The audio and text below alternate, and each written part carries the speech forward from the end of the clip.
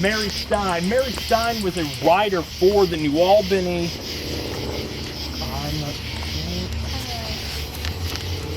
For the New Albany Tribune. She interviewed many residents of the city after and during the 1937 flood. There's actually a photo of her fishing into flooded waters. I don't know if anybody here has seen that photo before. Now, Mary Stein is not herself buried in Fairview Cemetery. She is buried at St. Mary's Cemetery, but she's such a notable figure, we've included her here this evening. Mary, how are you doing? Oh, thank goodness, people! Have any of you run across the grave of the widow Ella Gordon? That's what I'm looking for. No? It would be a freshly dug grave. Well, she died February the 10th, not too long ago. And she was on the second story of her house. She didn't drown, but maybe she didn't get her medication. I'm not sure exactly. I haven't heard the whole story, and I want to find out because she was just the dearest lady. I interviewed her one time when one of her sons was so ill. He committed suicide. It was so sad that her husband died. But she was in her son's house, Fred's, there on Vincent's in Spring. And can you imagine just watching that water come up? And I don't think they got picked up by boat. She wanted to stay there. So she just must have died of she just probably couldn't handle it anymore. And I just want to find her grave because she loved the news. And I've got some journalistic notes in my purse. Can I just tell them to you until I find her grave? Sure. Is that all right? All right. We're here for it. I've got these notes that I just wrote at my office. We'll just get them out here. Oh, they're just all scribbly. Here we go. At first, our city thought it was just another small flood. After all, we've had floods before, but this time the rain just kept falling. It began to back up in the sewers and all the low-lying areas, and after a time, the water got close to Main Street and was soon covering it. Higher up and higher up, the water rose.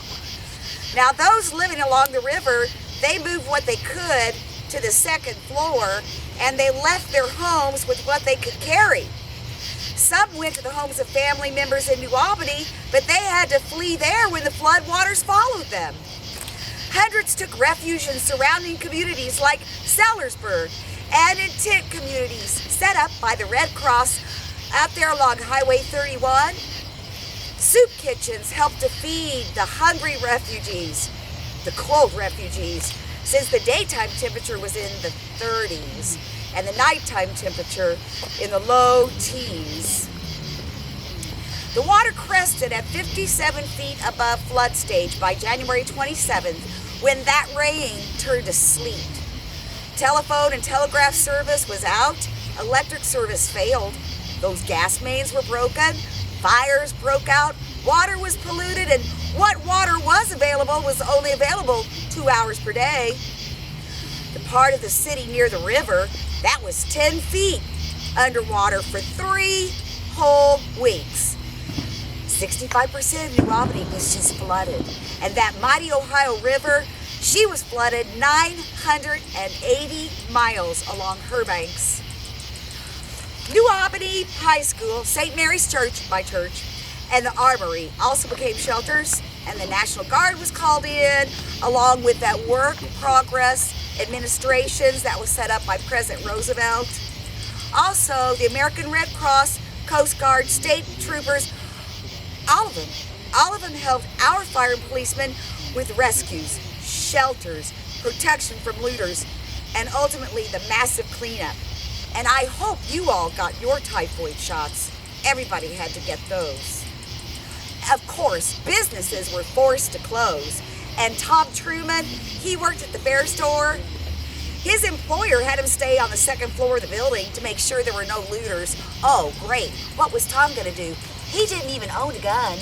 I guess he just sat up there on the second floor with a great big old broom and prayed nobody would come up the steps. Jeez. Oh, and the Biggs family, Geneva Biggs, they had to be taken out by a rowboat before they left. They took their belongings upstairs. Well, everything except for the stove and the refrigerator and the piano that was just too heavy. Well, once they were able to come back home, they discovered a broken window and no piano. Yeah, they believe the piano just floated through the house, broke out a window, and just floated away. They never even saw it again. Nowhere. Boats were the only way to get around, and they were the only way to get rescued. Oh, the New Albany Fire Department, they put a new pumper fire truck on a raft to float to the fires that occurred as a result of those nasty, smelly, stinky, floating oil slicks. Ugh. She was called Engine 1, and she was the first motorized fire engine in New Albany and a 1920 model made by American LaFrance. She came from the East 13th and Market Street Fire Station. Oh, God bless her. And God bless all of our firemen. Oh, Sam Weishart, he was just the nicest guy.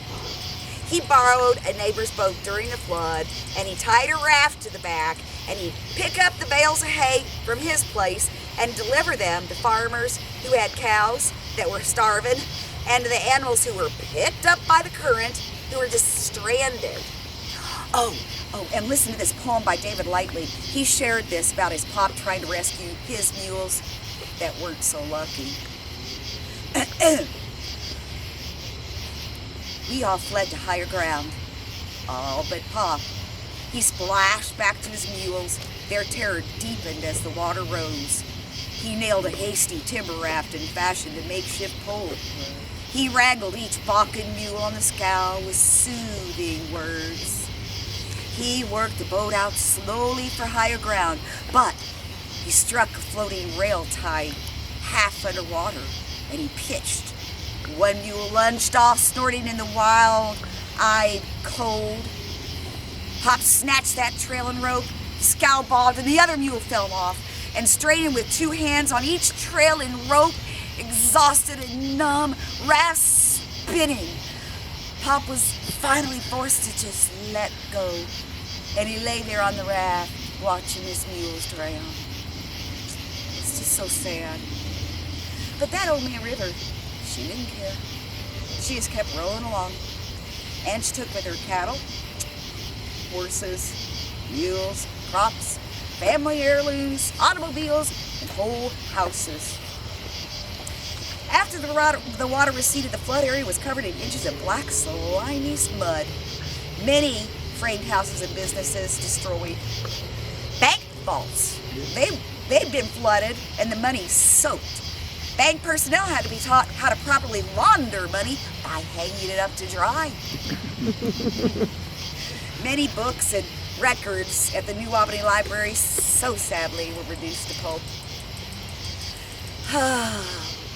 Mother Nature.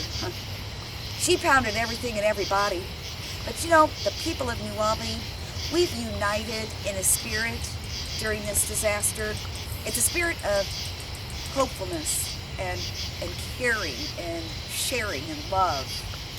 And I think that's going to carry us into whatever the future holds for our town. Oh my goodness. Is that thunder right here? Oh my goodness, if it rains, I hope it rains pennies from heaven. Because you know what I'm going to do with them?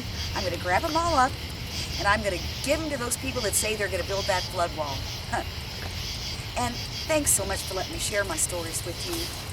And let me know if you run across the grave of the widow Ella Gordon. Thank you all. Thank you.